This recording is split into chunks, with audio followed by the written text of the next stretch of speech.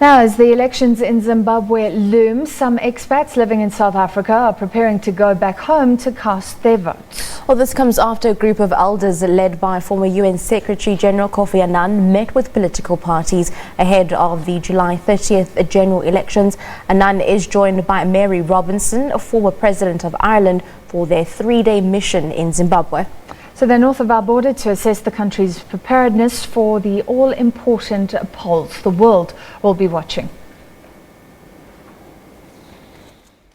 Assessing Zimbabwe's readiness for the upcoming poll, these elders are here to get first-hand information about the national elections scheduled for the end of this month. The group met with President Emmerson Mnangagwa, who's confident that elections will be peaceful. They, on their part, they said they had the opportunity of meeting many leaders of political parties and organizations. And across the board, they feel that this time around, there's freedom to move in the country and they do political campaigns. But there are a few issues they raised with ZEC, which they are going to meet just now. So what brings you to Zimbabwe? That's it. That's it. Because he's coming from the State House. To encourage a peaceful and credible election. 43-year-old Vusmusi Sibanda, an accountant, now turned lawyer, has been living here for almost 2 decades. He's prepared to give it all up for a chance to make a positive contribution in his country. I love my country, and I think we've often had people say, you know, home is always the best place to be. And frankly speaking, I think Zimbabwe has got a lot of opportunities, even for a lot of people within Southern Africa, because Zimbabwe is very, very underdeveloped.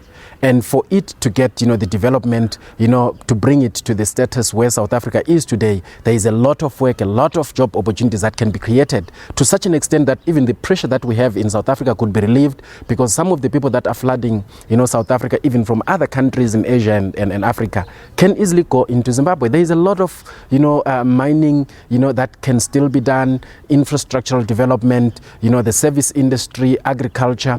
While others are not as optimistic.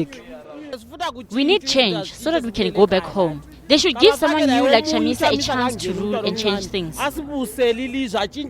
We are going home to vote, and I think it's important for Zimbabweans to change the government. But I believe with the current situation in Zimbabwe, whoever is going to be in power, it might be Mnangagwa, it might be Chamisa, but now they know what Zimbabweans need. So there is going to be a change in Zimbabwe, whether MDC win or ZANU-PF win. Things have already changed in Zimbabwe. What is needed now is just to give this guy that chance to rule. Yeah, perfectly. If we vote for him, then everything is okay. The elders' visit comes at the time when there is much criticism against Zimbabwe Electoral Commission, with opposition parties accusing ZEC of favoring the ruling ZANU-PF. With an estimated 3 million Zimbabweans living in South Africa, who make up the largest group of foreign migrants, many living here are headed home to make their voices heard, with the hope that the July 30 poll will be free and fair. Ndundu Sitole, SABC News, Johannesburg.